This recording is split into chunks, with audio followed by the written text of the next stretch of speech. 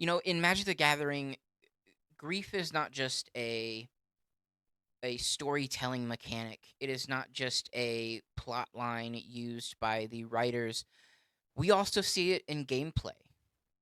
Take Grief the card, for example, famous modern all-star, banned before its time. 2 and 2 black, you get a 3/2 menace creature. That's pretty good already, except when it enters, your opponent reveals their hand and you get to choose a card and get rid of it. That's poetic. Grief is the experience of something you love or care about being taken from you, no longer being in front of you.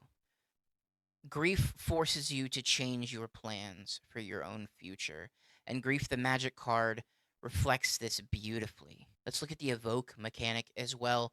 An excellent example of how, yes, you can overcome certain things, but there is always a cost to be paid. You can play Grief out a turn, 2 turns early, but you have to be willing to pay its evoke cost, which also involves sacrificing something of your own. We see that demonstrated every time we play it, but we see it demonstrated in Tarkir Dragonstorm. Sarkhan is an incredible example of the toll that grief can play on someone's psyche. Here is a man who has never been happy in his own skin. He has always felt a kinship to the dragons. The main the main driving factor for him in the original Tarkir block is bringing the dragons back, helping Ugin to restore, the draconic reign over Tarkir.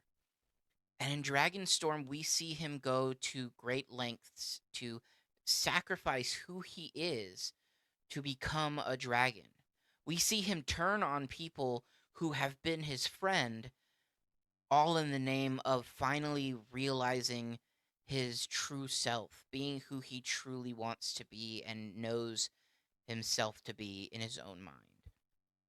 That is an example of grief being an overwhelming weight to carry with you.